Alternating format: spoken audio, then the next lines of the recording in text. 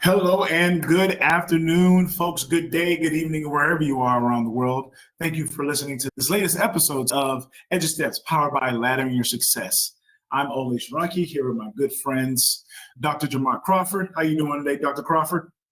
I'm doing great. Thank you guys for having me today. Absolutely, absolutely. And of course, as always, we have the founder of Laddering Your Success, the one and only Festus Amoye. Festus, how you doing today, brother? Hey man, I'm doing excellent as always. Glad to be here and glad to be impacting lives. All right, Prince Hakeem.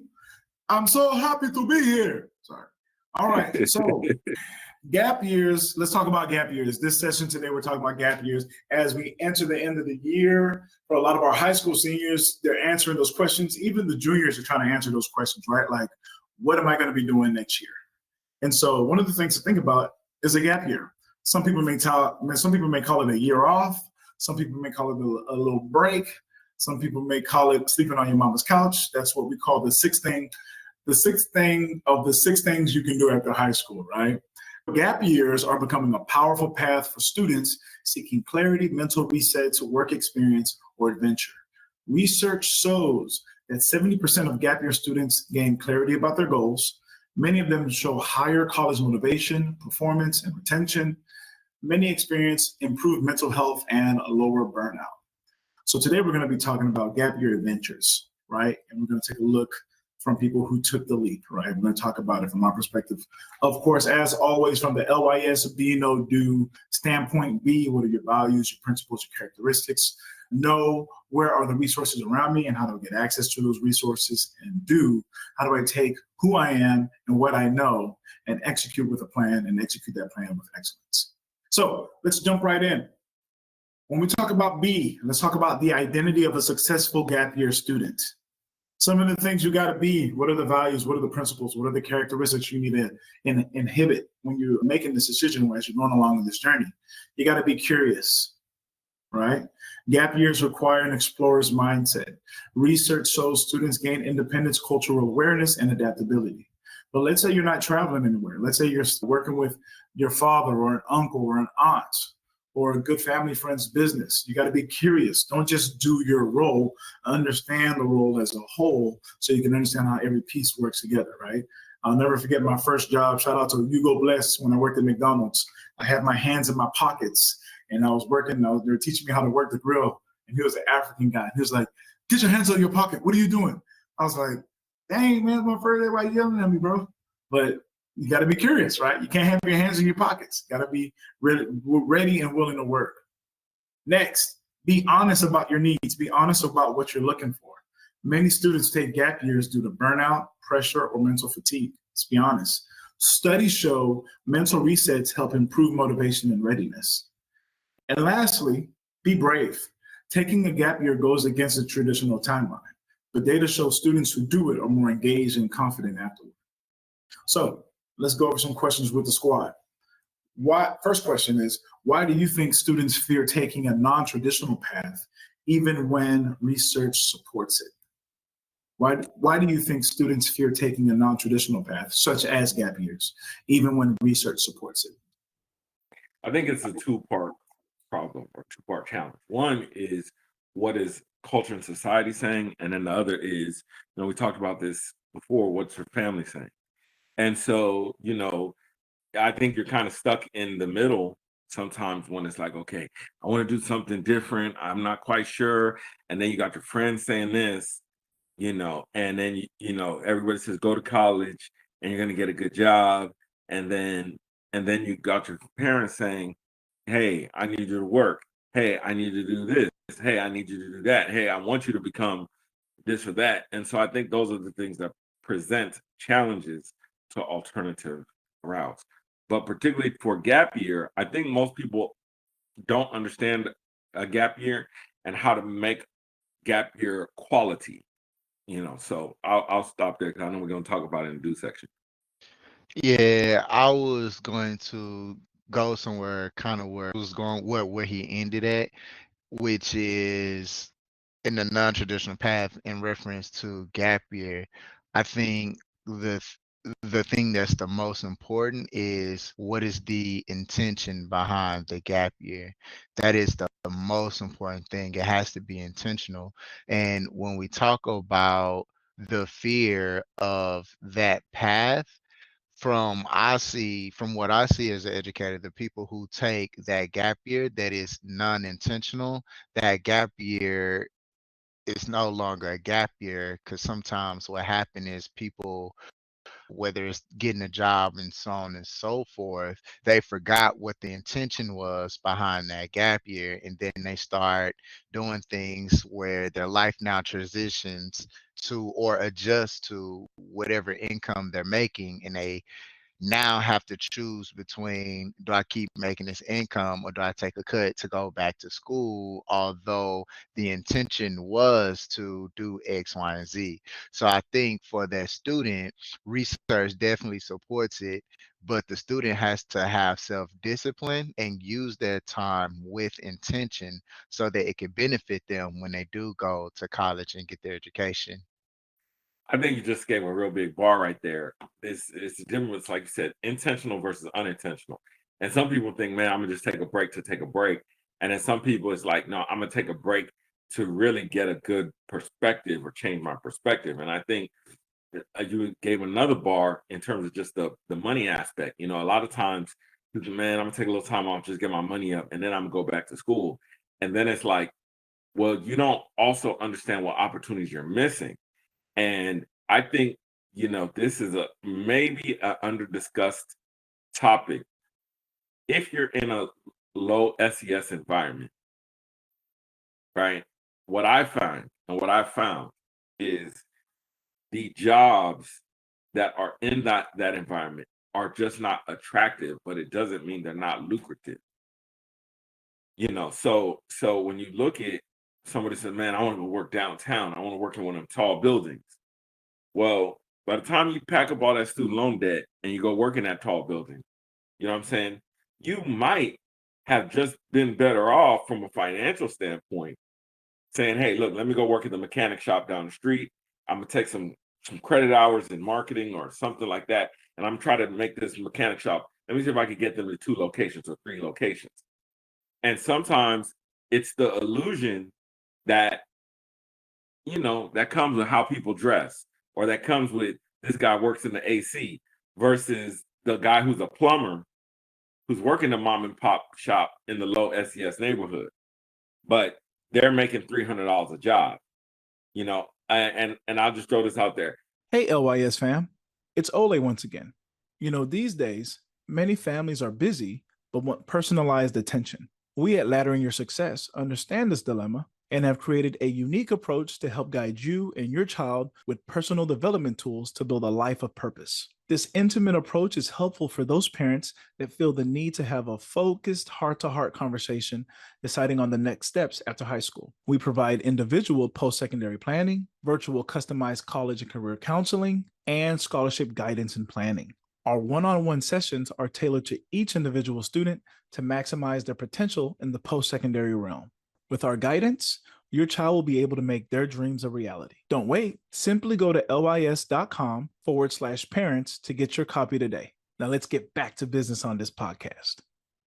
I was at the gym one day, and I was kind of in the middle of the afternoon, and one of the dudes was there. Oh man, you know, just talking about when you finish working out. And I think I started at 9, finishing at 10. I was getting ready to go in or something like that. And he's like, "No, I'm gonna go hang out at the house," you know. And then the conversation came up, well, how you hanging out? And he's like, I'm an electrician. I work for myself. I make about $400 a job. So I only work about, you know, 4 hours a day when I do work. And I only work about 3-4 days a week.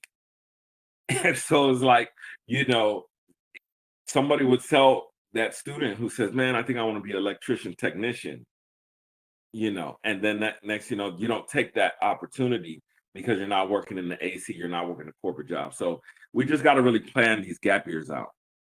And I wanted to add on to that because you said something that was really, really great about that gap year and working and making that meaningful. Because another thing is when taking that gap year to kind of figure out the best path for you and learn about yourself.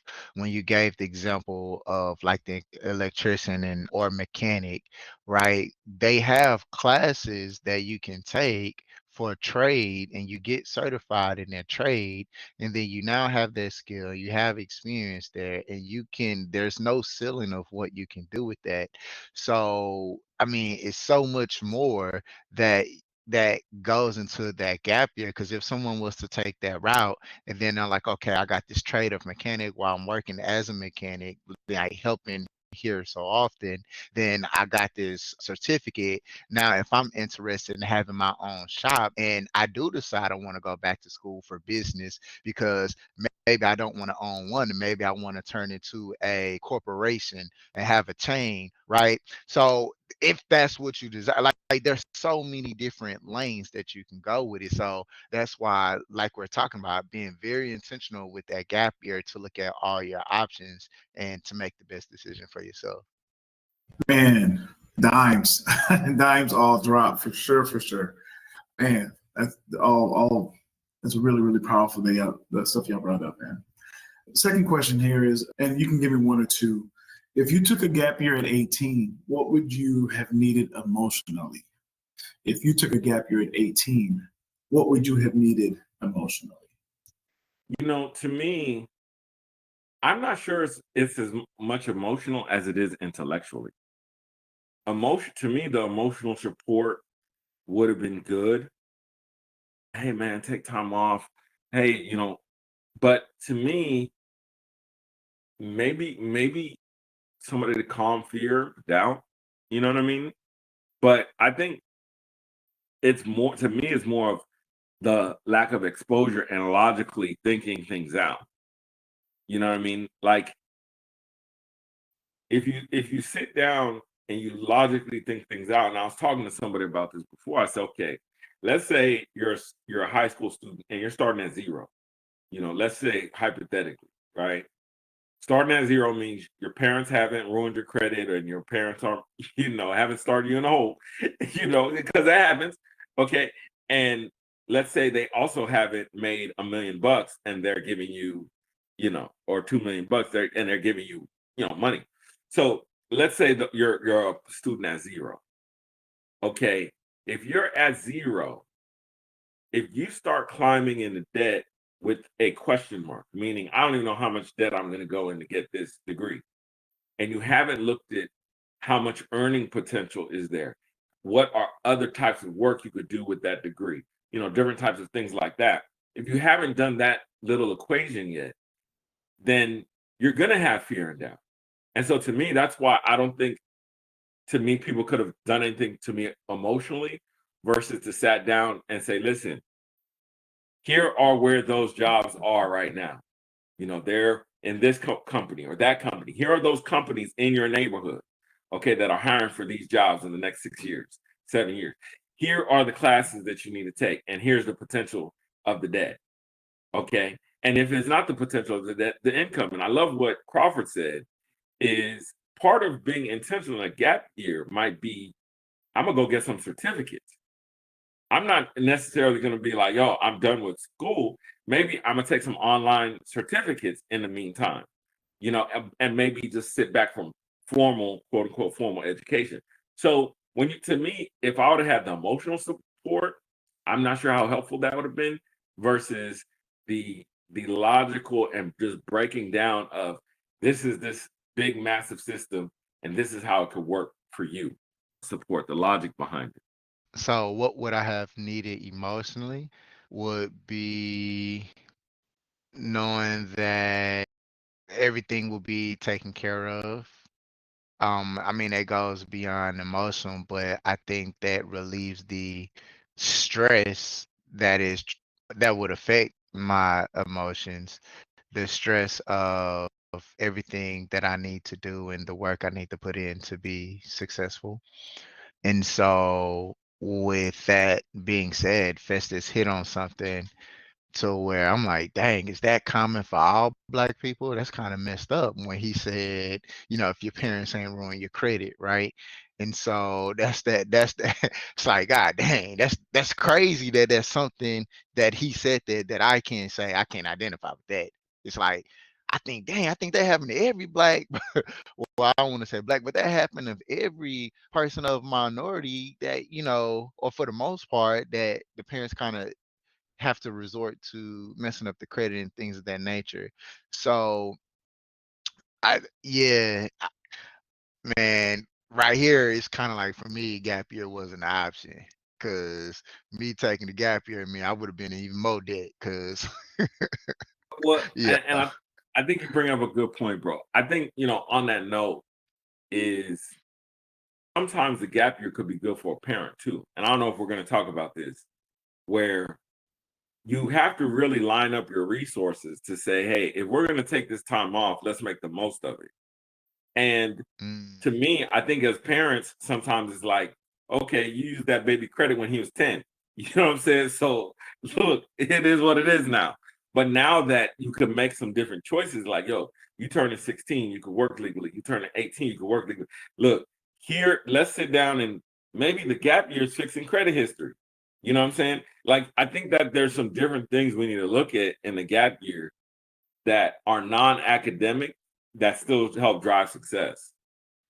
yeah, I think to that point, when we talk about even while we started Laddering Your Success, one of the things we mentioned was, well, we still did. We talk about non-traditional students. And so non-traditional students sometimes have non-traditional problems. Those non-traditional problems or issues require non-traditional solutions. So I think that's a great way to think about that, Festus. But to answer the question, what I would have said is confidence or fearlessness. That's probably what I would have needed emotionally if I was going to take a gap year. And I think one of the great points that y'all brought up is that a gap year isn't just necessarily, backpacking through Europe, right? It could be working for a family member. Gap years have so many different so many different aspects to it. But for me, to answer the question again, it would have been confidence to be myself, confidence to ask questions. Because when I think about my 18-year-old self, I lacked a lot of that. I lacked a lot of confidence. I had a lot of fear. So fearlessness, right? To know that even if you face issues, you can find solutions to those issues. And I think that's something that a lot of our young people are dealing with as well. Is not out of their control. They've been living in an environment that kind of restricts them, and it makes them feel restricted, not realizing that they have a lot more access or potential than they know, which is a great segue to the next portion, which is the know. Hey, LYS fam, it's Olay. If there's one thing I love, it's something free. I'm talking free 99, un gratis. No shipping or handling fees, no gotcha fees, nothing like that. With that being said, if you're graduating soon or thinking about college or need a nudge or help to decide, then our free ebook, 10 Things to Think About Before Going to College, has a very balanced and open-minded way of presenting your next steps. It captures broad topics in a personal way by giving students an insightful, interactive, and reflective source of inspiration. It is very beneficial to be able to visualize some of the concepts after high school and apply them directly to you. We all know life, college, and career planning decision-making choices for students can be challenging, especially as they near the completion of high school. This book will provide you with a self-paced guide to your success beyond academics and into real life. Not only is it free, you can complete this book within a week. This will definitely prepare you for long-term success. To get your free copy, simply go to lys.com/students. I mentioned it was free, right? Well, if I didn't, it's free. Like, for real. Okay, back to the podcast. 1, knowing the benefits. Research shows that gap years can lead to higher clarity in major career decisions. When I hear that, I hear not as much debt because you're not changing your major. They can lead to stronger motivation. They can lead to better academic performance after returning. They can lead to increased self-confidence, leadership, and independence. You should also know the challenges, right? Students report financial stress, lack of structure, family or cultural pressure, feelings of falling behind, mental health challenges, if that year is not planned right, or if that year doesn't have a sole purpose or an objective, right? Note the different pathways which we've been talking about. Some of the research-backed gap year models include service and volunteering, work and internships, travel and cultural immersion, skill building and certifications, as we mentioned, wellness or recovery focus years. Festus, you mentioned that right there with the credit report. You know what I'm saying? It's working on credit. So my first question for the squad in regards to the knowing aspect is, what challenges do you think students underestimate before starting a gap year? That's the first one for y'all. What challenges do you think students underestimate before starting a gap year? And I'm gonna give y'all some of those that I just mentioned before. Go over them. I mean, the challenges students face starting a gap year are, kind of almost like all the above. It's knowing where to go, knowing how to pay for college, knowing where scholarships are, knowing what resources are available and how to use them. I think those things are really all of those challenges, and then not to mention the immediate need. And I think that's the difference between students who have kind of time and flexibility to pick what they want to do versus those who are kind of more hand to mouth, like, hey, I got to take action. I think the difference is those students who have to take action, they got more bills than they got money, and that's what's happening in the house. And so, to me, I think that's one of those things of like, again, are we focused on the money, or are we focused on the opportunity and the outcome? And again, this is where I think things are going to be very interesting, especially regarding AI and gap years. A lot of people look at AI and they think, hey, man, Google already gave you knowledge or information, knowledge and information. And now AI is going to do the same. It's going to give you knowledge and information, is going to give you answers. But almost that is great if you have a sense of purpose and you know where you're trying to go. And I think that's going to be one of the biggest challenges facing students, is a sense of purpose and knowing where they want to go in their lives. Because somebody can give you an answer, but if you don't know the destination, right, then where are you going?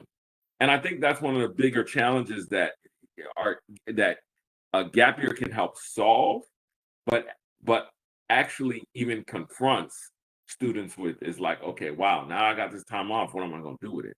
So I'll pause right there. I think the challenge that students may underestimate would be family or cultural pressure, because that definitely weighs heavy on situations, because that can make or break the decisions that some of these students make, and that goes along with what Festus was about to go into. No, definitely, absolutely.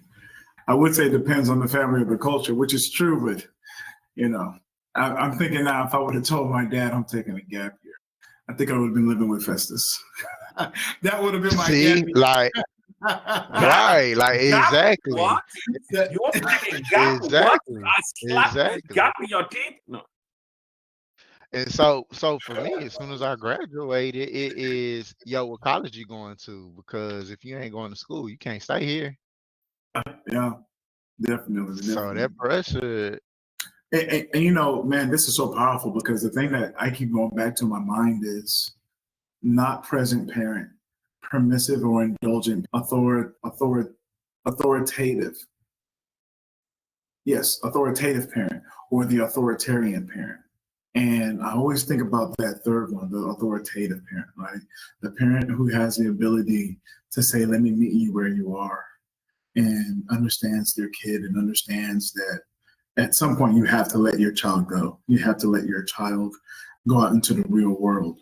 And I can imagine that for a lot of parents. I even see it in my parents now at almost 40. There's still a certain level of like, they still don't see me as an adult. They see me as a kid. You know what I mean? Sometimes if we're all at home spending the night, it's still like, y'all aren't going to bed. Make sure you cut the lights up. Or, my dad still says, if anyone's staying at the house, he can't go to sleep until he knows that, the kids are home, even though we're all on our own, So I think that plays a huge, huge part. Go ahead, Festus. Well, I was gonna say that's a challenge because as a parent, your kids are always gonna be your kids. You know, your kids are always gonna be your kids. And the reality is, you know, people come from a particular lens, and whatever that lens is determines how they act or behave. And until that lens gets shifted, usually it's the cultural lens. And I think Jamarc was talking about it before. It's like, hey, if your culture says this is the way to parent, unless you come in contact with another culture. And that's where I think exposure is huge. Is like, well, why am I doing things this way? And so it's funny because as much as I see the Nigerian parents have shifted, just using Nigerian parents, for example, I still see a lot of the sameness. You know what I mean? And I'll just give one example. We were at our auntie's house, and my kids plus my sister's kids, so all the kids was there, and she was just rounding them up. Oh yeah, do this, and I'm like, yes, and I'm like, and it's funny because the same way you were saying your parents still look at you as a child, I was still childlike in my mentality of like, yeah, do to them what you did with me. You know what I mean? And so I don't like look on his face. But to me, I think those things, again, it's exposure. You know what I mean? And so it's like good because that little piece of culture though can be tremendously helpful in one respect. But in another respect, it could be harmful, and we just need to know that nuance and balance. Absolutely. Definitely. A great point there. Love that point.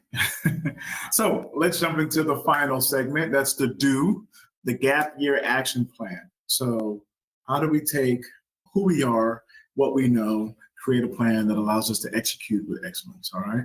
So write a purpose statement. Students with defined goals report higher satisfaction and outcomes. List out everything you want to accomplish in this gap year, right? Build a structured yet flexible plan. Outline your months, choose your pathways, set your milestones. Prioritize your mental health. Check-ins, routines, and support systems prevent drifting and isolation. Create a reflection portfolio. Journals, photos, certifications. This is a powerful college and career tool. And lastly, plan your return strategy. Decide when to apply, how to transition, and who will help you. Hey, LYS fam. It's Olay. Thanks so much for listening to LYS. I just wanted to take a quick moment to talk to the parents. That's right, mom and dad. Parents, prepare your child for their best educational fit after high school with our comprehensive LYS Parents Guidebook. Our helpful guide includes a range of activities designed to help you better understand your child's unique gifts and abilities. Additionally, we provide valuable insights into the student loan debt crisis and offer practical tips on how to avoid accumulating large amounts of debt. Our ebook also includes a wealth of information on scholarships, grants, and payment exemptions that can help guide your child towards a bright and successful future. With our expert guidance, you can rest assured that your child is well prepared to make informed decisions about their education and career path. Don't let your child's future be in jeopardy. Invest in their future today by downloading the LYS Parents Guidebook. Simply go to lys.com/parents to get your copy today. Now let's get back to the show because it's some good topics. So my first question for the squad is, which step is most essential for making a gap year essential in your opinion? Which step is the most essential for making a gap year successful? And I know I listed some. You doesn't have to be the ones that I said. If you can think of one that I didn't mention, you're more than welcome to throw that in there. Go ahead. No, go ahead. I was gonna ask a question. The question was, you said which one would be? Can you just say the question one more time? For sure. So of those that I mentioned, which step is the most essential for making a gap year successful? Okay. Yeah, to me, I think it starts with, if you said one of the things, it starts with a purpose statement. I think, to me, one of the most powerful things that we can have is a sense of purpose.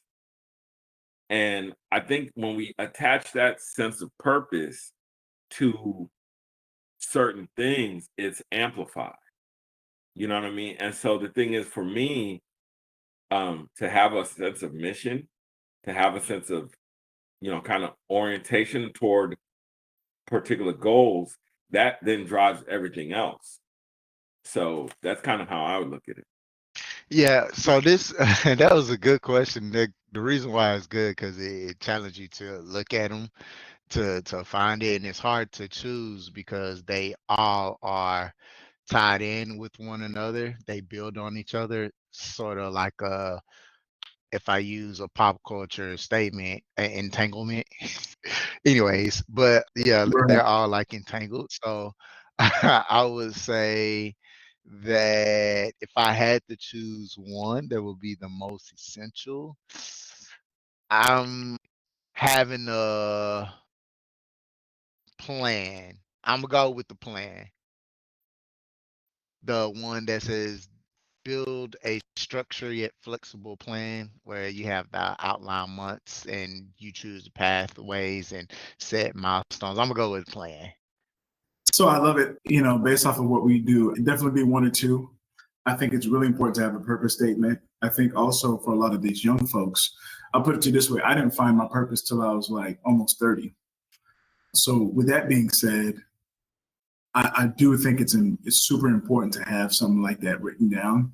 The earlier you know that, that's going to help you know what to say no to. That's going to help you figure out the things that you don't want to do. But for those who struggle, and I'm speaking to the me's that are listening right now in the regards of like, you're good at a lot of different things, have a plan. If there's one thing you're going to do, if coming up with a purpose is hard, have a very good, structured yet flexible plan. The reason why I say that is because if your plan is well structured and flexible, it will allow you to flow through different things. And as you go through that process or that journey, you'll start to slowly figure out things that you are truly passionate about, and that'll help you wrap around and eventually final purpose. And so that's kind of where my mind goes there. You guys got any other comments there? Any other things you want to bring up in regards to gap years? I would just say, I was right there with you. Olay, I'm still looking for my purpose. I'm looking for you with a flashlight. Future. Not the flashlight. Hey, man, that's what's up. Sounds like we need to have another guys hangout here pretty soon. Hopefully be able to do something for Thanksgiving. So definitely, man. Festus, you got anything to wrap us up before we end this? I guess we can call it the Thanksgiving episode of Edu Steps. I think this is great, especially, by the time people hear this, Christmas is coming up. So you got mini mesters, you got, you're actually filling out for scholarships if you're a junior. Maybe if you're a senior and you're thinking, hey man, I'm behind the 8 ball. If you're a senior, you're probably behind the 8 ball, but if you're a junior in high school, then hey, you got a little bit of time, you know what I'm saying? But again, just use this as a way to solidify the decision that you're making. Man, most definitely. So yes, thank you all so much. I hope this helps as you're going out and you're figuring out what you want to do after high school. If you're a junior, even a sophomore, think about it, right? Definitely if you're a senior and you feel like that pressure is mounting, it's affecting your health, you're getting a lot of stress from it, definitely something to think about. Just make sure you have a purpose statement or also make sure you have a well-structured and flexible plan. Make sure you know those resources, know the people, know the resources, know the places that you can actually go to help you, whichever way is comfortable for you. So folks, I want to thank you all so much again for listening to this latest episode of Edu Steps, powered by Laddering Your Success, LYS. I think we're going into our 3rd year of doing this. We're about to end our 3rd year. We're going to be going into our 4th year. Festus, correct me if I'm wrong. And just want to say a quick shout out as we're entering the Thanksgiving break. Quick shout out to everyone who's been supporting us liking, subscribing, sharing, commenting. I appreciate your love. Appreciate you holding us down. Of course, Dr. Jamarc, when we started, you were Jamarc. Now you're Dr. Jamarc. So it's been great to see the growth, just to see you to see how you've progressed during this journey with us. So we love you. Thank you so much for being there with us. And of course, Daniel Hill, we call him our LYS evangelist.